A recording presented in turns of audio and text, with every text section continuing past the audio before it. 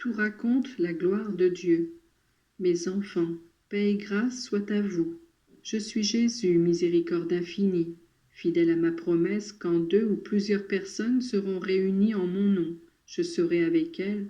Je suis ici, au milieu de vous, pour recueillir les battements de votre cœur, écouter vos supplications et exaucer vos désirs. Mes enfants, croyez à mon amour pour vous, un amour vrai, infini, désintéressé. Moi je vous aime non pas pour ce qui peut me venir de vous, ni pour vos mérites. Je vous aime parce que vous êtes l'œuvre admirable de Dieu. Je vous aime parce que je vous ai racheté par mon sang, et parce que je désire vous introduire un jour dans mon royaume, comme mon héritage. J'aime tout le monde, de la même manière, c'est-à-dire infiniment, sans distinction. J'aime les bons et les mauvais, et je désire conduire tout le monde au salut. Avoir eu peut-être un passé de péché ou de froideur ne compte pas. Mon amour demeure immuable, et je voudrais pouvoir exprimer en paroles et en faits cette immensité d'amour enfermée dans mon cœur pour mes créatures. Je ne pouvais faire plus que ce que j'ai fait, et pourtant, si c'était possible, et ce ne l'est pas parce que ma réparation a eu une valeur infinie, je voudrais encore pour chaque pécheur m'immoler sur la croix. Il y a une immolation non sanglante qui m'amène au milieu de vous, comme prêtre et victime, et c'est le sacrifice de la Sainte Messe. Si vous saviez combien vaut une messe, si vous mettiez ensemble les pénitences de tous les martyrs et de tous les saints, vous n'auriez qu'une ombre de la valeur de la messe, et rien ne parviendrait à renouer cette amitié avec Dieu que le péché détruisit dès l'origine du monde. Mon amour, je vous le manifeste donc de manière ininterrompue, à chaque instant du jour et de la nuit. Je vous aime, mes enfants, et je ne vous demande que de correspondre à cet amour par la miette de votre amour. Je dis miette non pas parce que j'en voudrais peu, mais parce que tout l'amour dont vous êtes capable ne serait de toute façon que l'infime partie du mien.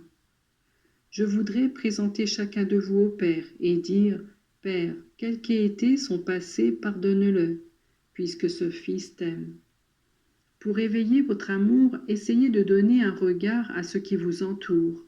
Temple de Dieu sont la terre, le firmament qui la domine, les étoiles qui l'ornent.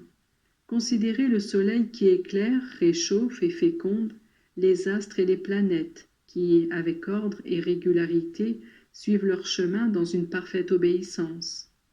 Ne se dégage-t-il pas de votre cœur un hymne d'amour? Tous les hommes pourraient voir et chanter la gloire de Dieu. Au contraire, alors que la nature exalte Dieu avec la perfection qui la régit, l'homme pourvu de raison et de volonté se révolte contre Dieu, qui, de la création, son temple, l'a fait roi. Il y a aussi un autre temple, l'âme de chaque homme. Dieu l'a fait à son image et à sa ressemblance, et dans ce temple il veut être honoré en esprit et en vérité. Je ne vous dis pas les choses horribles qui profanent ce temple. Vous savez combien misérablement finissent beaucoup d'hommes qui, insouciants de leur âme, font de leur corps un objet de péché. Quand une âme vit bien, elle devient un tabernacle vivant. Quand une âme aime Dieu, la très sainte Trinité prend demeure en elle, et la filiation divine devient pour l'homme une très douce réalité.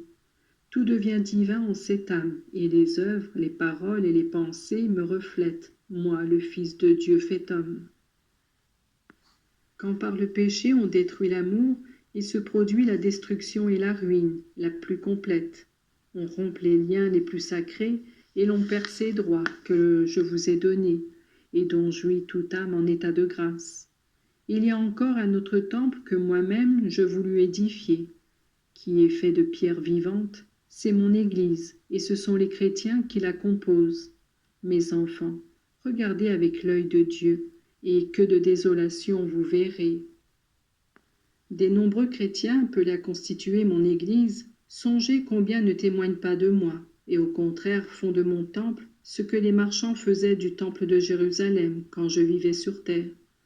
Je passais alors avec un fouet au milieu des bancs de vente, et frappant et renversant tout, je criais que cette maison était la maison du Seigneur, et non une caverne de voleurs. Mais que devrais-je faire à présent? Voilà, mes enfants, pourquoi je vous applaudis, vous qui me comprenez et je vous invite à honorer le temple de Dieu qui se présente à votre regard et que vous portez au-dedans de vous pour être de dignes membres de l'Église. Je vous bénis, mes enfants, et je vous promets que ce cénacle, lui aussi, deviendra un petit temple. Je désire qu'ici on célèbre la Sainte Messe. Revenez à vos maisons chargées de bénédictions et de grâce.